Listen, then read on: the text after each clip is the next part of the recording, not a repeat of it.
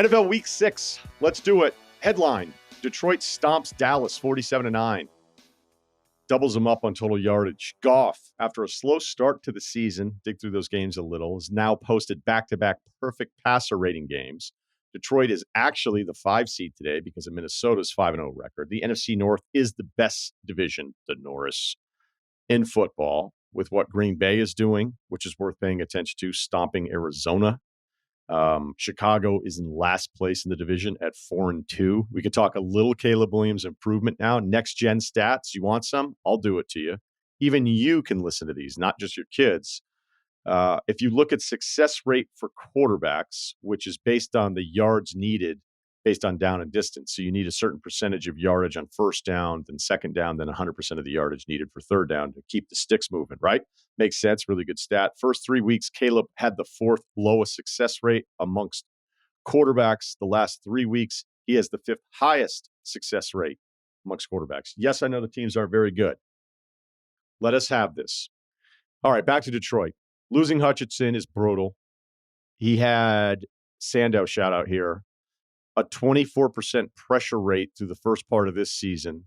If you go through this part of the season, or I think like the first 8 games, it's the highest pressure rate for any single player in the NFL since 2019. He was just wrecking everything. So with all the attention on Garrett, on Watt, on Parsons, and all of these edge guys, and then you started looking at the numbers and just the impact from watching him, he was now in that conversation of not potentially even passing some of those guys.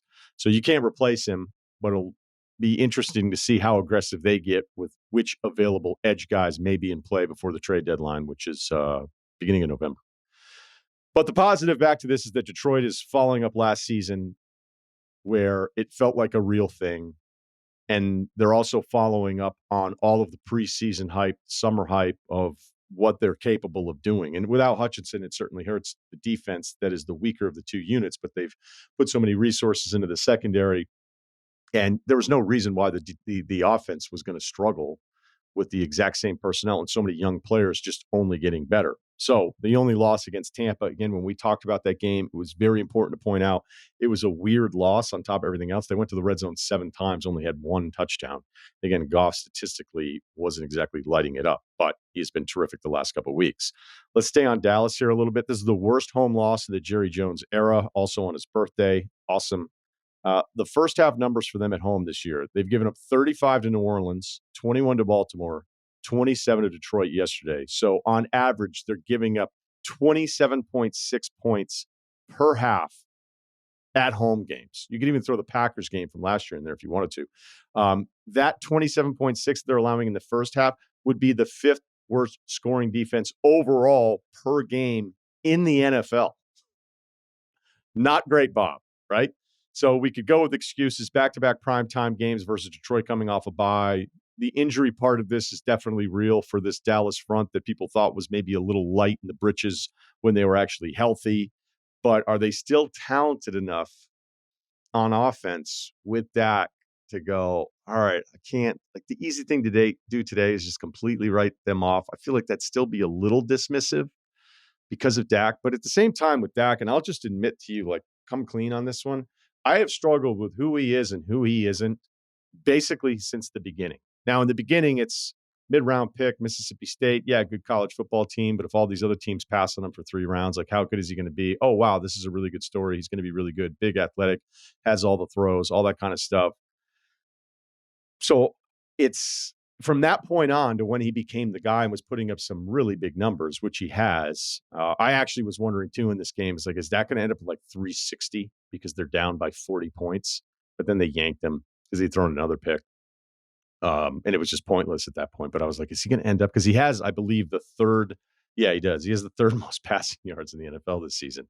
But I feel like Dak is going to be Jay Cutler, where it was Jay Cutler's 10th year and we were still trying to figure out who he was or who he wasn't. And the people that liked him were like, well, there was a little of this or a little of that, or this was a little bit better. I also think there were some years where he could have actually like charged the Bears with like negligence. There were certain games of that offensive line where he was with the Bears. I'm like, is this guy going to make it through the game? So it wasn't always on him, but it was a decade of him playing Cutler, where I think a lot of us were still kind of lost about who he really was. And with Dak, the high end stuff and the numbers, that one MVP finish, was it last year?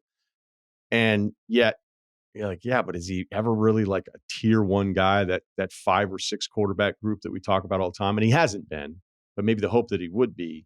Look, it's also on the defense as much as it's anything here with Dallas. But it just dawns on me more and more that I'll watch Dak. It's, they're on all the time. You can't, if you watch the NFL, you can't avoid them. And yet it feels like it'll be a 10-year thing, and we still will not have a definitive answer to who Dak Prescott is as a quarterback. So, yeah, he's third in passing yards, total passing yards. He's also 24th in QBR. Continuing here. So I think Dallas is the worst loss. If I'm going to do best win, worst loss, I don't think there's much question. Although Philly, based on the way they looked in a win, I think we used to do that where somebody won really ugly against a bad team. We had all these expectations to be funny. We would give a team a worse loss that actually won. Philly kind of feels like that. I mean, going up into halftime, they're lining up for a field goal to make it 13-3. It's blocked, returned for a touchdown. It's 10-10. And you're watching that game if you're an Eagles fan. Like, what? Remember that win against Green Bay in week 1 where it's like, okay, Hurts, new offense, the whole thing, taking shots, mixing things up, all of this talent everywhere. Defense, can the pass rush win? And now I think I continue to feel worse about Philadelphia, even though they got this one. On the other side for Cleveland, like, which Watson number do you want? Because everybody has a million of them. We're getting dead cap updates daily now on Watson's contract and what the cap hit is going to mean. Although I would say if you really want to dig into that, there's certainly some workable options. All of them are really ugly because the contract is guaranteed. So I also thought that Mitchell Schwartz, who's been on the pod, former Chiefs offensive lineman, had a really good tweet. And I'm paraphrasing here because Stefanski was asked about whether or not Watson would be the starter moving forward. He said, absolutely. But I think that's a directive from ownership through front office to the coach. I don't think that's on him alone making that decision. I don't care what anybody says about that one with the money. They're probably hoping to salvage this or hope it turns around, but it's been so bad. But Schwartz essentially saying this sucks for everybody else on the team that's working and getting their ass kicked because Watson has been this bad. And it's so bad. Every number that you see with Watson, it's like 20-year historically bad. I even looked up one because Cleveland never converts third downs. Well, they do, never as low, but they're converting them at 19% of the time. So how bad is that? Well, it's the worst in the NFL. So meaning 1 out of every 5 third downs, you're converting less than one of those at 19%.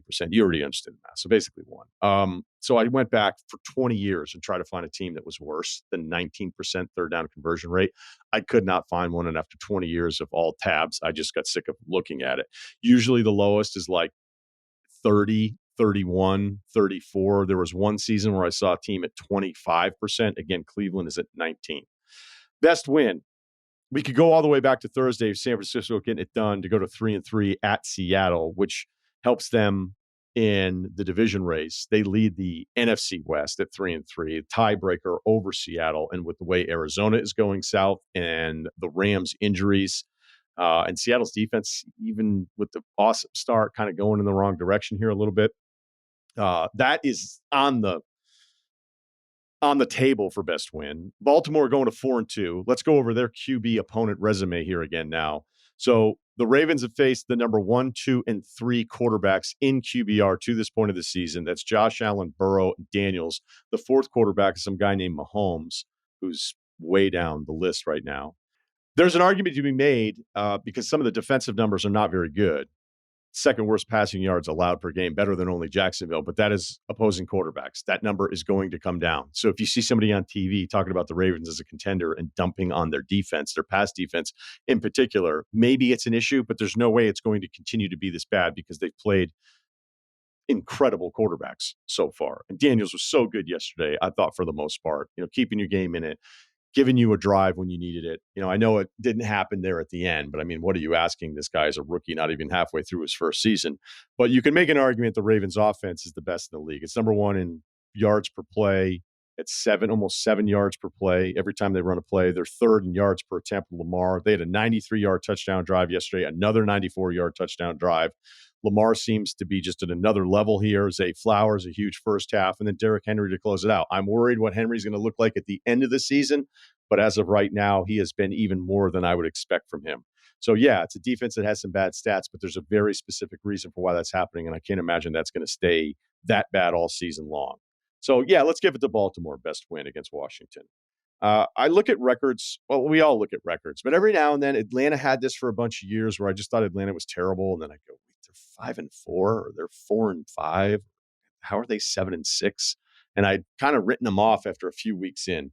Denver being 3-2 going to the Chargers game yesterday, and now being 3-3 of the season. Like, how? They've got the Tampa Bay win, which is nice. The Jets 10-9, beat up on the Raiders 34-18. But when you watch the Broncos play, I cannot believe this team is 3-3. It's a wild game. So they lose yesterday in Denver, 23-16. The score is misleading. It was another one of these Bo Nix. Bo Nix is giving serious late night window, not late night, but second window, sun coming down, Phillip Rivers vibes, running for his life. Bo Nix is taking that on very early here. There's just all of these plays where Bo Nix is just running around trying to figure out who he's going to throw the ball to. When you look at pass attempts on the season, he's 8th in the NFL because he's just back there chucking it all the time. So I think Denver 7-10 at best. The defense has obviously gotten better. But whenever I watch like the full Denver experience, that team was 3-2. And I'm never going to forget that. I'm going to remind us of it every single week. Maybe not.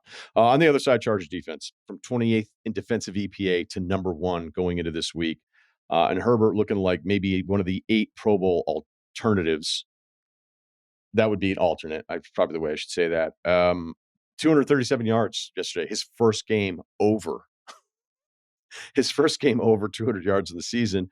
And look, if you go total pass attempts by all the teams this year, pass attempts per game, the LA Chargers are last. I know he lost, but we're going to do a little of this. Tampa Bay at New Orleans. New Orleans was up 27-24 at the half because they scored 27 points in the second quarter and scored 0 points in quarters 1, 3, and 4. So a 50 spot for Tampa. Baker fighting through the interceptions. That's the positive. Bucky Irving, we try to tell you, exciting player. Running backs, are they back? Potentially. But I'll say this about Spencer Rattler, who's in for Derek Carr. He's not afraid. And for a young quarterback getting the chance to go out there, they're all going to make mistakes, but I'd rather somebody make mistakes being dangerous than somebody who's going to make mistakes because he's so scared. And you can tell right away with Spencer Rattler, he is going to try. And even, I think it was the second pick where he tried to get it up over the defensive back. It wasn't the safest throw you're going to see on a Sunday, but it was a great play by the defensive back. Maybe not, but it just, look, my expectations are low for most rookie quarterbacks, but that you're not going to have a check down guy with Rattler in the absence of Carr tells me the Saints actually have a little bit more to work with here than just the later round draft pick at that position, stepping up when he wasn't really expecting to play this season. We were going to do this tweet pissed me off. We may rebrand that as this tweet was annoying, but I didn't see anything this weekend. So good job by all of you. Pat yourselves on the back. So a little New York Giants primetime update. I have an epic rant from I don't know how many years ago, maybe 7 or 8, where epic in that it held up. Not that it was the best thing you're ever going to see on television, but I just couldn't do it with the Giants anymore. It was me 20 plus hours in a football Saturday, Sunday, living in New England, cold, basement, Luna Pizza, which was sort of the highlight of all those Sundays. And by the time the Giants came on and the game wouldn't be over until like 11:30 and I'd be starting my week again, I was starting to get really miserable, right? And the Giants made it worse. Not that I don't love football, but you get the point. Like 20 plus hours, solo, note-taking, just football. Heaven for others, but when the Giants came on in those prime time and couldn't score any points, I'd be like, this sucks. I hate it. So I started getting really mad about it, and I shared that with America. I'm not going to do that to the Giants after last night against Cincinnati. No neighbors. And honestly, Danny Dimes, maybe. I thought for sure, like, hey, here's your apprenticeship, 1 more year in this contract. They'll move. They still might do those things, but there was a moment at certain times, I'd say many moments, not many, more than one, moments where I thought of Daniel just going, what if he's actually kind of the long-term guy for the Giants? or at least a couple more years, still in play. But they scored 7 points last night. So primetime tabulation here, 15 against Dallas. They had neighbors for that game, 7 last night. So 11 points per game during prime timers. I looked ahead just to warn everybody. There's one more prime time that's officially on the schedule. That's Monday Night Football against Pittsburgh, Week 8. I'm going to go ahead and tell you to take the under in that one. And there's I think it's the last game of the season. They're playing Philly. So maybe they'll just do the NFC East ratings bonanza and slot that into something else. I don't know if the game will mean anything, but look, there's a reason why those teams are on all the time because of the markets. People seem to watch a lot more. But yeah, this is not a redo of that Giants rant, but 11 points a game in those two. Okay, we haven't done this in a long time because I needed more data. Bill Belichick, Tom Brady, legacy update. It's been a bit. When we last did this, Tom was 1, Bill was 2. Pretty simple. Bill got rid of Tom and then went to Mac Jones and Bailey Zappi with a little Cam Newton sprinkled in. Wanted to establish the future and not have Tom get old. Tom went to another team and won a Super Bowl for one of the greatest revenge stories in the history of sports, modern sports at least. But things have changed. Things have changed, both on the media side of things. Bill works more. Bill puts in the reps. You see him everywhere, multiple platforms. I know Tom has the money in the prime time, but he's not working as much. Bill is dating. I don't know if Tom is. Went to Pinehurst this weekend, golf trip. 16 of us. A lot of the UVM guys. Some guys we haven't seen in years. Still wondering about your boy. I think, what's his deal?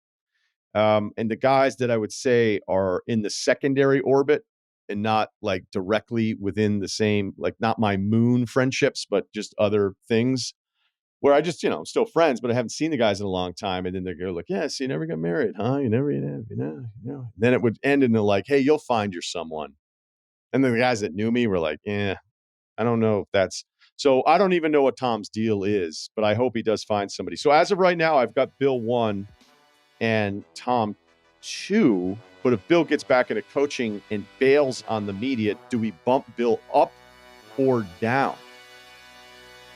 I don't know yet. That's week 6.